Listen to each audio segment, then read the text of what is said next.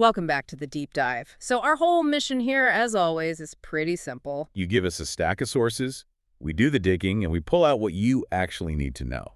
Actionable insight. And today we are plunging into the very green and often very debated world of matcha. We are.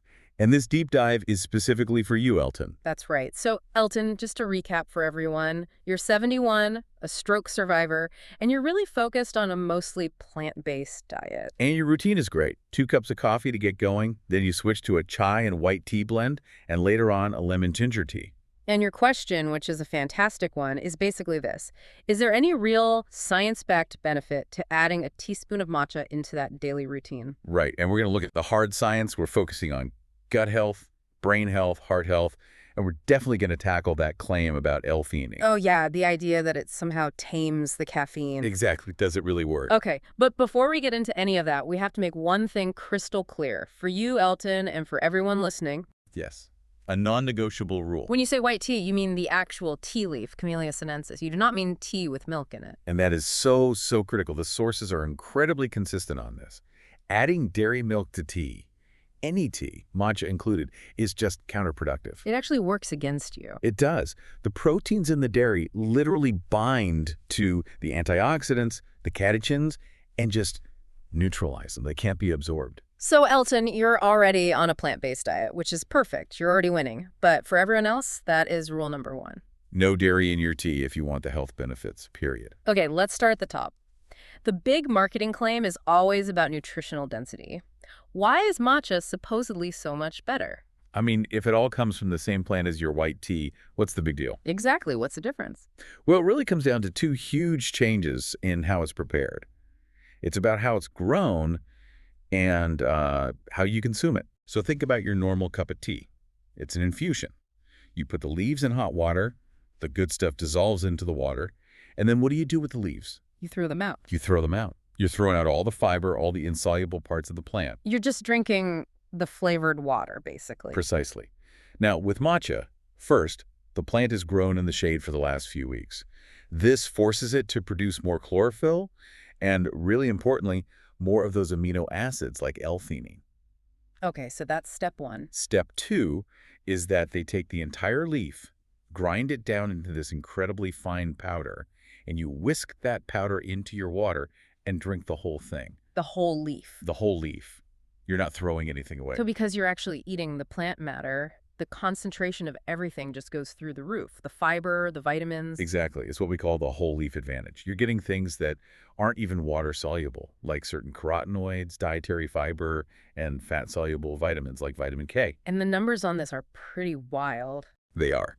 The most quoted stat, and that's a solid one, shows that matcha can have up to 137 times more antioxidants, specifically that big one, EGCG, than a regularly brewed cup of green tea. Whoa, hang on. 137. I mean, that sounds like a marketing number, not a science number. Is that for real? It is, but you have to understand why. You're comparing, maybe 10 or 20% extraction from steeping. Right.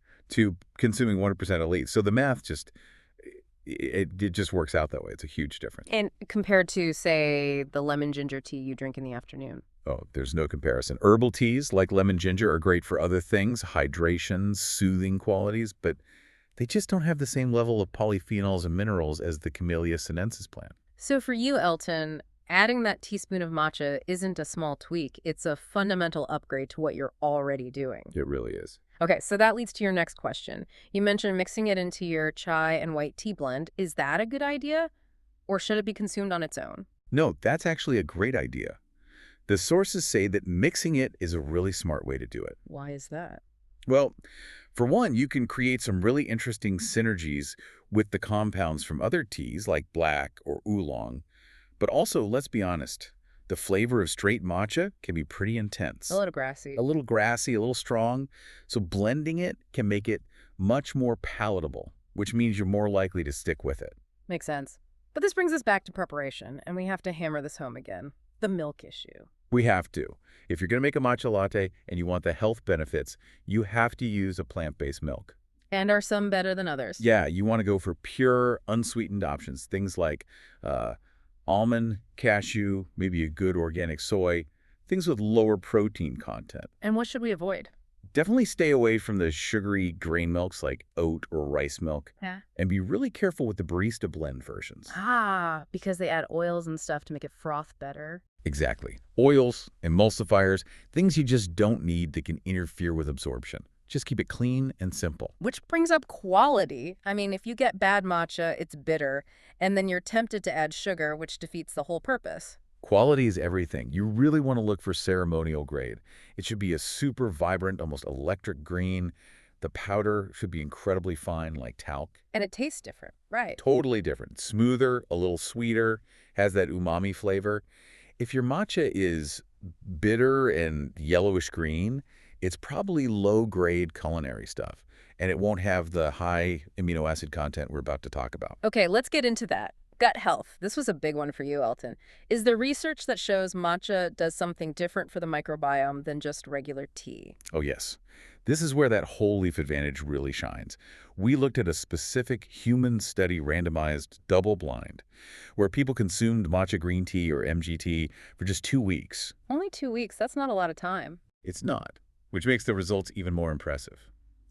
They found that the matcha group had a significant change in what's called their beta diversity. Okay, stop there. Beta diversity, what exactly does that mean for us? Right, so good question. It's basically the overall, the composition. It's the difference in the types of bacteria you find between the two groups. The matcha groups saw a huge shift. How huge? The study found changes in the amounts of 30 unique bacterial genera in the matcha group. The placebo group, only 3. Wow. Okay, so it's definitely doing something in there. Was it something good? It was. 2 findings really stood out. First, they saw a big increase in a type of bacteria called Cuprococcus And why do we want more Cuprococcus? because it's a primary producer of butyric acid. I've heard of that. That's a short-chain fatty acid, right? It is. Think of it as premium fuel for the cells that line your colon. It reduces inflammation. It strengthens your gut barrier. In fact, patients with IBD often have very low levels of Cuprococcus. So matcha is helping to feed the good guys that literally repair your gut wall. That's the idea. And at the same time, the second finding was a significant decrease in a bacterium called Fusobacterium. And I'm guessing that one's not so good? Not at all. It's linked to inflammation, IBD, and even colorectal cancer. So it's a 1-2 punch. It feeds the good guys and starves out the bad guys. Exactly. And the theory is that the insoluble fiber in the matcha acts as the food, the prebiotic for the Coprococcus, while the high concentration of catechins acts like an antimicrobial against the Fusobacterium. That is really compelling. You just don't get that from steep tea. You don't. Okay, let's pivot from the gut to the brain. This is the claim everyone hears, Elton, the one you asked about. The caffeine paradox. Right, the promise of calm, focused energy. No jitters, no crash, and it won't keep you up all night. So is it real? It is. But, and this is a huge but, it's only real under very specific chemical conditions. It is not a guarantee just because you bought something called matcha. Okay, explain that. So matcha has L-theanine. That's the amino acid that promotes relaxation and focus without making you sleepy. The calm part of the equation. Exactly. But it also has a lot of caffeine and that antioxidant EGCG. Yep. Both are stimulants. And here's the kicker. The research shows that both caffeine and EGCG actively work against the calming effect of theanine. They cancel it out. They can, yeah. They antagonize it. So it becomes this molecular tug-of-war inside your body. And the winner depends on the specific powder you're drinking. Precisely. For the calming effect to win out, the amount of theanine and another amino acid, arginine, has to be high enough to overcome the stimulants. Is there a specific threshold? There is. The researchers actually found a tipping point, a literal mathematical ratio. The molar ratio of the stimulants caffeine plus EGCG to the calming compounds, theanine plus arginine, it has to be less than 2. Less than 2. And if it's higher than 2? If it's higher than 2, the calming effects are overwhelmed, and you're essentially just drinking a strong green-colored cup of caffeine. You lose that unique benefit. That's a massive insight. And it makes me think, how on earth is a regular person like Elton supposed to know that ratio when they're buying a tin at the store? That is the million-dollar question. Yeah. And the answer is you can't. They don't print it on the label. So it's a gamble. It is. And it's why quality and sourcing are so important. That ceremonial grade stuff, the shade grown, the early harvest, that's all done specifically to maximize the amino acids like theanine. So the vibrant green color and the less bitter taste are actually clues that you've got a better ratio. They're the best clues you have as a consumer, Yeah. yes. It suggests you're getting the cognitive benefits and not just a pricey jolt of caffeine. Which is really important for overall health, too. I mean, heart health and all the other claims are tied to those same antioxidant compounds. Absolutely. The catechin support cell health, fight oxidative stress, all the things that help prevent chronic diseases like heart disease. Okay, so the benefits are clear, but we do need to talk about one very important safety note for you, Elton, specifically because you're on a plant-based diet. Yes. This is a crucial point about iron absorption. What's the issue? Matcha, because it's the whole leaf, is very high in compounds called tannins. And tannins can bind to a certain type of iron, non-hummy iron, which is the kind you find in plants, and block your body from absorbing it. So if you're relying on plants for your iron, which you are, this could be a problem. It could be. For most people, it's not a big deal, but for anyone on a vegan or vegetarian diet or someone who's already low in iron, it's something you have to manage. So what's the fix? Do you have to stop drinking it? Not at all. There are two really simple tweaks you can make. Okay. First one is just timing. Don't drink your matcha with your meals. Have an hour or two before or an hour or two after. So it's not in your stomach at the same time as your iron-rich food. Exactly. You give the iron a head start to get absorbed without interference. That's easy enough. What's the second tweak? Pair your meals with vitamin C. So add citrus, bell peppers, broccoli, things like that. Vitamin C is amazing at boosting iron absorption, and it basically cancels out the negative effect of the tannins. Okay, so timing and vitamin C. Got it. And how much should you be drinking a day? Moderation is key. About 1 to 3 grams, which is basically one standard serving or 1 cup a day, is the sweet spot. All right, so let's bring this all home for Elton. Your original question, is it worth adding that teaspoon of matcha? Based on the research, the answer seems to be pretty strong, but qualified, yes. It is. So to sum it up, 1, you get that massive nutritional density from the whole leaf, huge antioxidant boost. 2, you get real positive changes to your gut microbiome. Boosting the good guys, kicking out the bad. Right. 3, you can get that calm, focused energy, but, and it's a big but, you have to be super picky about getting high-quality, ceremonial-grade matcha to ensure you have the right chemical ratio. And finally, because you're plant-based, just be mindful of that iron absorption. Drink it between meals and keep your vitamin C intake up.